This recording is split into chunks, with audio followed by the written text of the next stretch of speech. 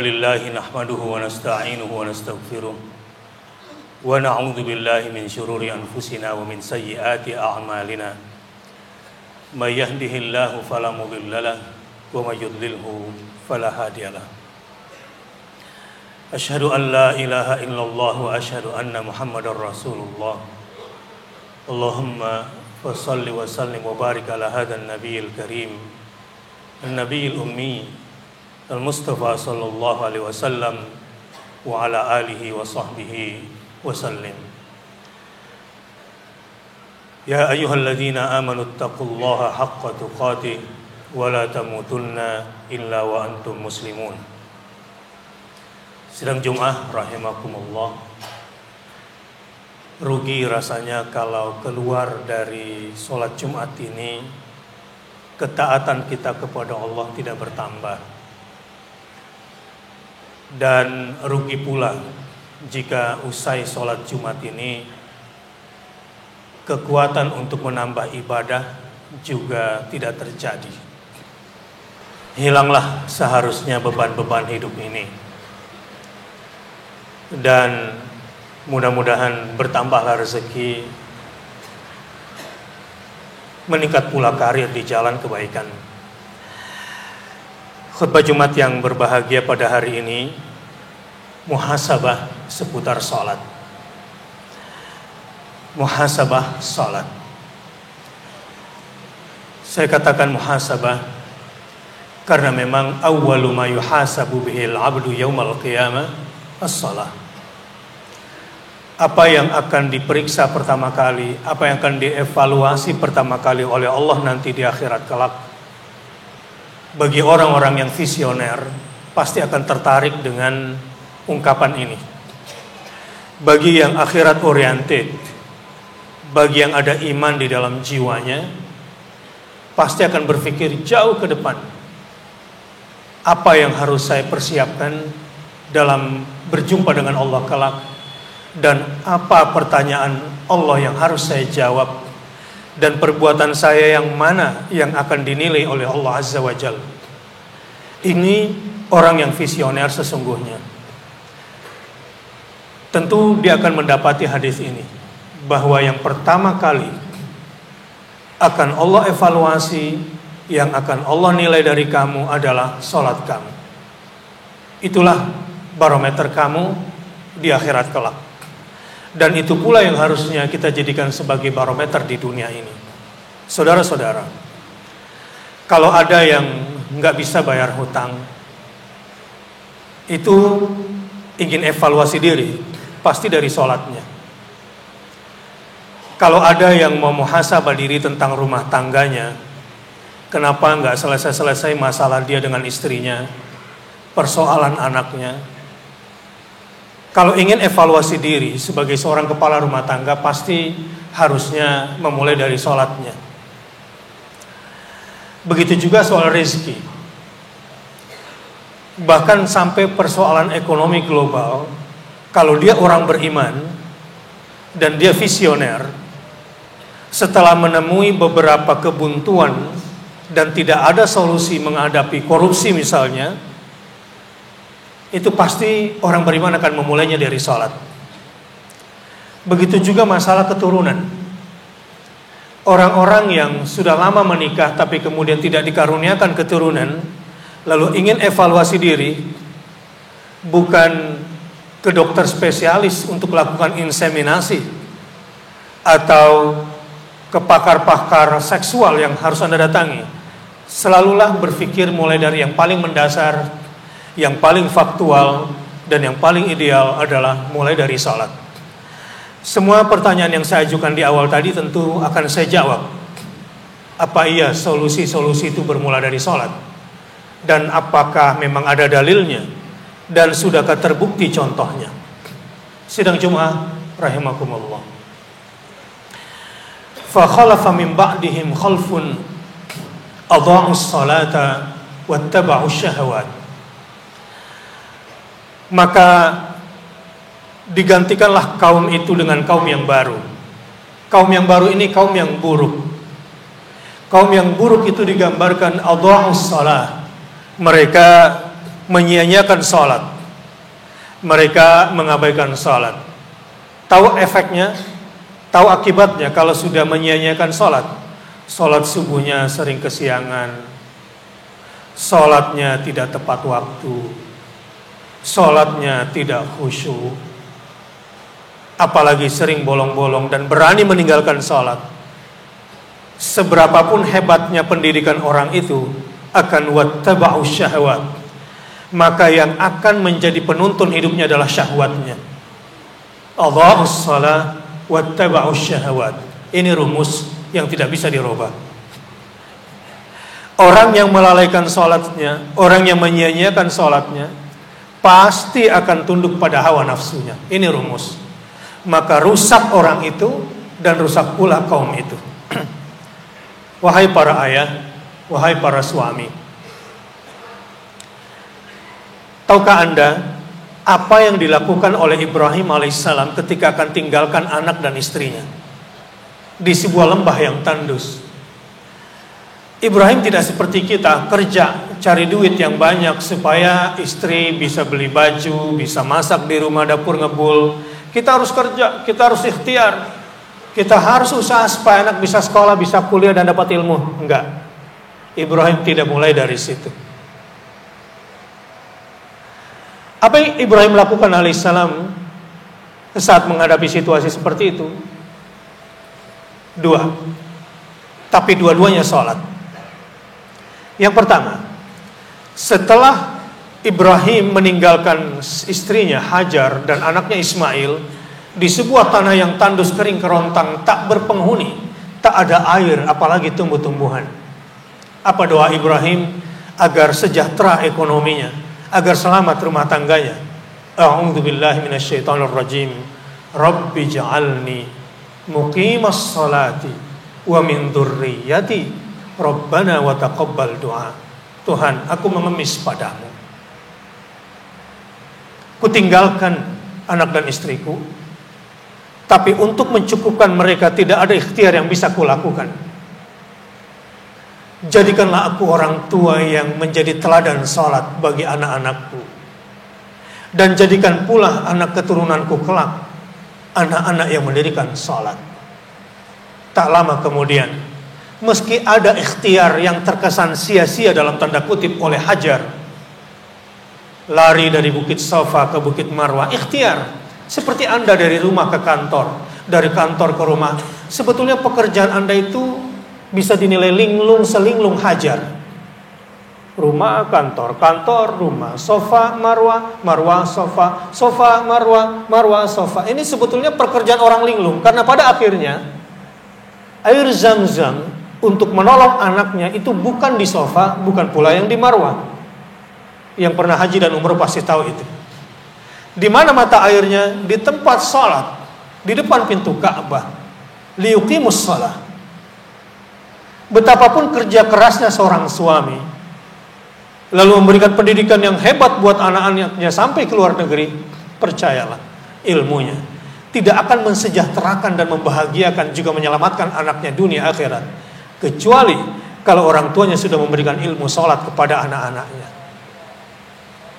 Yang kedua, Ibrahim alaihissalam dalam memilihkan rumah buat rumah tangganya beda dengan kita. Dekat pintu tol, 5 menit dari tol, bebas banjir. Tidak. Orang-orang yang saleh memilih rumah bukan dari real estate dan kemewahannya. Coba lihat doa Ibrahim. Rabbi inni askantu min dzurriyyati biwadin ghairi dzi zar'in 'inda baitikal muharram Rabbana liyuqimus shalah. Kriteria mencari rumah sebagai kepala rumah tangga, sebagai ayah, sebagai suami yang baik, memilihkan tempat tinggal, itu kriteria yang pertama. Ya Allah, aku tempatkan anakku dan istriku di dekat rumahmu, 'inda baitikal muharram. Persoalan dia berada di lembah yang tandus, gampang kena banjir, tidak banyak rezeki, itu nomor 13. Karena sumber rezeki bukan pada lokasi pertama kali dari persepsi manusiawi kita. Secara teritorial, Tuhan, askantu dzurriyyati, kutempatkan anak keturunanku atas perintahmu, atas wahyumu, biwadin ghairi dzar'in, di sebuah lembah yang tidak ada tumbuh-tumbuhannya, artinya tidak ada kehidupan di situ. Inda baitikal muharram, tapi aku merasa aman dan aku yakin sekali sebab kutempatkan anak dan istriku di samping rumahmu yang mulia itu. Untuk apa? Ya perlulah ikhtiar. Kalau enggak ikhtiar ya laparlah anak. Liyuqimus shalah. Ikhtiar pertama yang harus dilakukan oleh anak keturunanku adalah agar mereka mendirikan salat. Rumah yang suami itu malas salat jamaah, kelihatan banyak rezekinya, banyak gajinya, tapi kurang manfaatnya. Apalagi punya anak lelaki, sholatnya di rumah. Nah itu namanya lelaki solehah. Mungkin karena diajarkan oleh ayahnya, yang juga ayah solehah. Kenapa saya katakan solehah? Kata Iro ini untuk menggambarkan bahwa yang sholat di rumah itu memang perempuan. Kalau laki-laki itu sholat jamaah. Hubungannya antara sholat jamaah ini bukan semata-mata dogmatis ibadah spiritual, terkait sama rezeki kita. Sangat erat kaitannya dengan rezeki kita. Maka bersyukurlah mereka yang menjadikan sholat sebagai patokan utamanya. Saya tidak tahu perusahaan siapa, tapi saya bangga sekali ketika krain perusahaannya, sebagaimana beredar di media sosial, kan biasanya safety first, utamakan selamat. Kagak, utamakan sholat, lalu keselamatan. Jika itu menjadi prinsip kerja, orang-orang yang sebelum pergi ke kantor tapi sholat subuh dulu berjamaah di masjid, cara dia nanti dalam mendapatkan rezeki ini kan sebetulnya nggak mesti uang. Konyol kalau kita mengartikan rezeki itu uang, materi, tidak. Istri yang salehah, istri yang setia, istri yang pintar, istri yang mampu mendidik anak-anak itu lebih besar manfaatnya ketimbang banyak duit tapi istri selingkuh, jabatan tinggi tapi istri sengsara, ya, gajinya banyak tapi setiap keluar rumah istrinya bingung dan nggak feeling secure, jangan-jangan suami saya selingkuh. Itu bukanlah sebuah rezeki yang kita harapkan. Orang-orang yang keluar menuju kantor setelah sholat subuh berjamaah, mungkin perbedaan manfaat atau barokah rezeki yang didapatnya itu seperti kalau burung kan makan jagung itu satu-satu, tok, tok, tok, tok, tok gitu. Ya sebanyak-banyak burung makan ya satu-satu lah. Tapi kalau dia sholat jamaah, dia tinggal pencet tombol, mesin yang bekerja, entah berapa banyak, berapa ratus ribu, berapa juta, itu jagung yang bisa dia ambil dengan teknologi yang dia gunakan. Karena nanti pada akhirnya kita lihat, wah duitnya banyak, mobilnya bagus, gajinya tinggi, wah keren kantornya, tapi dilihat manfaatnya bagi orang lain, manfaat bagi orang miskin, manfaat bagi keluarga besar, manfaat bagi umat, manfaat bagi agama, kagak ada. Tanah 5.000 meter buat bikin masjid aja susah. Yang dipikirin cuma perutnya dan keduniaannya. Na'udzubillah min dzalik. Orang seperti ini orang yang bankrupt nanti di akhirat kelak. Saking pentingnya salat. Bayangkan ketika Maryam baru punya anak, masih bayi, masih merah, bernama Al-Masih. Allah Subhanahu wa ta'ala sudah mewasiatkan, sudah mewanti-wanti sejak awal kepada Al-Masih, wa awsani bis salati waz zakati ma dumtu hayya. Yang difikirkan oleh Maryam termasuk yang diperintahkan oleh Allah, bagaimana anak semata wayangnya yang suci ini nanti menjadi anak yang mendirikan salat dan menunaikan zakat. Saya mau tanya pada Anda, orang-orang tua bisu, ayah-ayah bisu ini kan kurang komunikatif sama anak-anaknya. Jarang bimbing anaknya itu tentang sholat. Yang penting dia udah bayarin anaknya ngaji, bayarin anaknya sekolah, dia pikir udah selesai. Kagak. Salah itu. Ayahlah yang paling bertanggung jawab menanamkan nilai-nilai sholat kepada anak-anaknya. Ayah habis itu tidur, cepat tidur. Besok telat sekolah. Kalau telat sholat dia nggak pikirin, telat sekolah dia pikirin. Ini ayah gagal. Konsep berpikir ayah gagal adalah bahkan dia berpikir nggak usah sholat subuh dulu dah. Dia kan masih kecil. Nanti kalau di sekolah ngantuk, buat apa sekolah kalau kagak sholat? Bahaya orang pinter itu. Tinggi ilmunya, tetapi nggak sholat dalam hidupnya. Lihat aja penentu kebijakan di negeri ini. Tenaga ahlinya harus perempuan cantik, berselingkuh, berzina. Undang-undang apa yang bisa dihasilkan oleh pemimpin yang jauh dari agama? Nggak akan berkah keputusan yang dia ambil. Di perusahaan juga begitu. Anda sebagai seorang direksi, coba bercontoh kepada Sulaiman alaihissalam. Sulaiman alaihissalam itu orang paling kaya sedunia. Dan tidak ada lagi orang yang kekuasaannya sehebat Nabi Sulaiman pada zamannya. Dan sampai sekarang, karena itu sudah dijamin dalam Al-Quran, Tuhan berikanlah kepada aku kekuasaan yang tidak pernah bisa dikuasai lagi kekuasaan itu oleh orang setelahku. Tapi satu hari dia terlambat sholat gara-gara Nabi Sulaiman ini di dalam Al-Quran diceritakan memang sangat hobi sekali dengan kudanya. Dia sangat pecinta kuda Nabi Sulaiman alaihissalam itu. Kemudian dia saking menikmatinya, lalu kemudian dia lupa sholat dan lalai dari sholatnya. Maka disembelihlah kuda-kudanya itu. Ini semuanya menjadi penyebab aku lalai sholat. Seringkali saya dapati di perusahaan yang paling malas sholat jamaah itu direksi. Sibuk, banyak terima tamu, banyak meeting. Direksi-direksi, pemimpin-pemimpin yang semakin meninggalkan sholat, semakin berbahaya bagi bawahannya, semakin kurang berkah. Begitu juga suami-suami yang sering tinggalkan sholat dengan semua pekerjaannya, berbahaya bagi istrinya, berbahaya bagi anak-anaknya. Sedang jemaah rahimakumullah, wa ja'alani mubarakan aynama kuntu wa awsani bis salati waz zakati ma dumtu hayya. Orang yang diberkahi, kalau melihat dari surah Maryam, Tuhanku menjadikan aku diberkahi di mana saja aku berada. Itu Isa Al-Masih. Mungkin dibilang gak ada kerjaannya barangkali. Dan memang orang-orang yang berjuang di jalan Allah itu dijamin rezekinya oleh Allah Subhanahu wa taala. Tapi bukan berarti tidak kerja. Salat itu ikhtiar. Setelah salat kemudian menegakkan agama Allah, berdakwah, itu lebih hebat daripada bekerja. Enggak ada anjuran Nabi, kerjalah dari pagi jam 5 sampai sore, pulang salat, kemudian tidur, nunggu liburan, gajian, akhir bulan jalan sama anak-anak. Enggak ada doktrin begitu dari Nabi. Dan para wali orang-orang soleh enggak begitu cara menjalani hidup.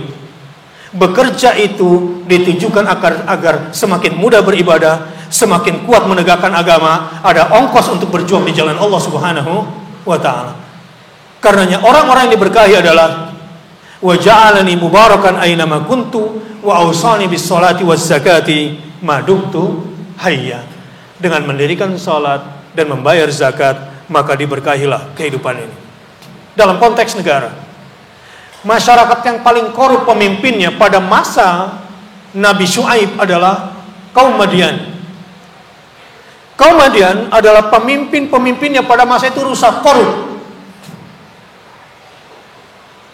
Kelihatan memang rakyatnya seakan-akan biasa-biasa saja, tetapi harta karun negeri ini sudah habis, dirampas oleh para penjajah karena pemimpin-pemimpin yang memang telah hedonis, jauh dari agamanya. Negara ini bisa merdeka bukan dengan orang-orang hebat pada masa itu. Nggak ada jenderal pada masa itu. Indonesia bisa begini luas, modalnya cuma bambu runcing. Nggak punya jenderal yang bintang 5 yang banyak alutsistanya, kagak. Kenapa Allah berkahi atas berkat rahmat Allah negeri ini bisa merdeka? Adalah orang-orang yang sungguh-sungguh menegakkan negeri ini, dengan darahnya dia korbankan untuk setiap jengkal tanah. Tapi ketika sudah hedonis, menjadi pembohong dan korup, maka rakyatnya pun menjadi seperti itu. Apa yang terjadi pada kaum Madian? Kebiasaan masyarakat Arab Madian di masa Syuaib pada masa itu adalah suka mengurangi timbangan. Ya, jahat dalam bisnisnya. Jahat dalam perdagangannya. Harga tahunya sama, tapi potongannya dikecilin. Jualan supaya awet, dicampur lilin buah-buahannya. Na'udzubillah min dzalik. Ini kejadian pada masa Sulaiman. Anda tahu apa sebabnya dan apa solusinya? Maksud saya di zaman Nabi Syuaib. Qalu ya Syuaibu, as-salatuka ta'muruka an natruka ma ya'budu aba'una aw an naf'ala fi amwalina ma nasha innaka la antal halimur rasyid. Syuaib, ini gara-gara salat kamu nih. Salat kamu kah yang menyebabkan kamu melarang kami untuk melakukan apa yang dilakukan oleh nenek moyang kami dalam bentuk kemusyrikan? Ini gara-gara salat kamu juga nih. Salat kamu kah yang melarang kami untuk melakukan apa saja dalam bisnis kami dengan harta kami? Sedang jemaah rahimakumullah. Intinya pada khutbah pada hari ini, jika Anda orang mukmin yang visioner dan Anda adalah orang-orang yang ingin mengevaluasi diri untuk kehidupan yang lebih baik, percayalah, mulai dari sholat. Karena sholatlah yang menjadi barometer di hadapan Allah Subhanahu wa Ta'ala, dan perubahan-perubahan besar dimulai dari sholat. Dari mana mulainya? Satu, pelihara wudunya, perbaiki wudunya, isbagul wudu. Walaupun dalam kondisi sulit, dalam kondisi dingin, ada luka, perbaiki wudunya sebaik-baiknya, sempurnakan wudunya. Yang kedua, tepat waktu. Tepat waktulah sebisa yang kita lakukan. Jadikan sholat sebagai barometer. Menunda-nunda sholat gara-gara pekerjaan, kemudian sholat yang dikalahkan, membuat pekerjaanmu semakin sibuk. Orang-orang yang sibuk biasanya gara-gara sholatnya nggak benar, makanya sibuk. Sholatnya yang kalah. Jadi bukan karena sibuk Anda melalaikan sholat, gara-gara melalaikan sholat Anda menjadi sibuk. Kemudian kekhusyuan sholat, dijagalah kekhusyuan sholat. Dan yang terakhir, sholatlah berjamaah. Insya Allah akan datang keberkahan kepada kita semua.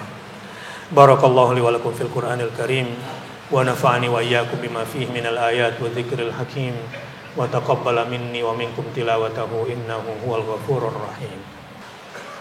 Alhamdulillah. Alhamdulillahilladzi hadana li hadza wa ma kunna linahtadiya laula an hadana Allah. Asyhadu an la ilaha illallah wa asyhadu anna Muhammadar Rasulullah. Allahumma shalli ala Muhammad wa ala ali Muhammad. A'udzu billahi minasy syaithanir rajim. Innani anallah la ilaha illa ana fa'budni wa aqimis salata li dzikri. Sidang Jumat rahimakumullah. Kesimpulan penting dari khutbah Jumat tadi adalah digambarkan di dalam Al-Quran surah Thaha ayat 14. Ini dalam kisah Musa. Ketika Musa dari Madian menuju Mesir, di tengah jalan dipanggil oleh Allah Subhanahu wa Ta'ala untuk sebuah misi perubahan yang sangat besar. Yang menarik di ayat itu ditekankan yang pertama, inni anallah la ilaha illa ana fa'budni. Sesungguhnya aku ini adalah Allah, kata Allah. Tidak ada yang berhak untuk disembah selain aku, maka sembahlah aku. Dan perintah penyembahan setelah itu adalah wa aqimis salata li dzikri. Jadi inilah ibadah yang paling utama setelah la ilaha illallah, setelah mentauhidkan Allah. Wa aqimis salata li dzikri. Tujuan salat adalah agar kamu ingat kepadaku. Dan orang yang ingat kepada Allah pasti bahagia dan dicukupkan rezekinya, dibahagiakan rumah tangganya, diselamatkan dalam karirnya. Innallaha wa malaikatahu yusholluna 'alan nabi ya ayyuhalladzina amanu shallu 'alaihi wa sallimu taslima. Wa 'alas sahabati ajma'in Abi Bakrin wa Umar wa Uthman wa Ali wa 'alat tabi'in wa tabi'it tabi'in lahum bi ihsanin ila yaumiddin. وارحمنا معهم برحمتك يا أرحم الراحمين. اللهم اغفر للمسلمين والمسلمات والمؤمنين والمؤمنات الأحياء منهم والأموات إنك سميع قريب مجيب الدعوات يا قاضي الحاجات. ربنا اجعلنا مقيم الصلاة ربنا اجعلنا مقيم الصلاة ربنا اجعلنا مقيم الصلاة ومن ذرياتنا ربنا وتقبل دعاء. اللهم إنا نسألك رضاك والجنة ونعوذ بك من سخطك والنار. ربنا اغفر لنا ولوالدينا وارحمهما كما ربيانا صغارا. ربنا هب لنا من أزواجنا وذرياتنا قرة أعين واجعلنا للمتقين إماما. ربنا أوزعنا أن نشكر نعمتك التي أنعمت علينا وعلى والدينا وأن نعمل صالحا ترضاه وأصلح لنا في ذرياتنا إنا تبنا إليك وإنا من المسلمين. اللهم أعز الإسلام والمسلمين وأهلك الكفرة والمشركين أعداءك أعداء الدين. اللهم انصر من نصر الدين واخذل من خذل المسلمين. اللهم انصر المجاهدين اللهم انصر المجاهدين اللهم انصر المجاهدين في كل مكان. ربنا تقبل منا إنك أنت السميع العليم وتب علينا إنك أنت التواب الرحيم. ربنا آتنا في الدنيا حسنة وفي الآخرة حسنة وقنا عذاب النار. عباد الله إن الله يأمر بالعدل والإحسان وإيتاء ذي القربى وينهى عن الفحشاء والمنكر والبغي يعظكم لعلكم تذكرون. فاذكروا الله العظيم يذكركم واشكروه على نعمه يزدكم ولذكر الله أكبر والله يعلم ما تصنعون.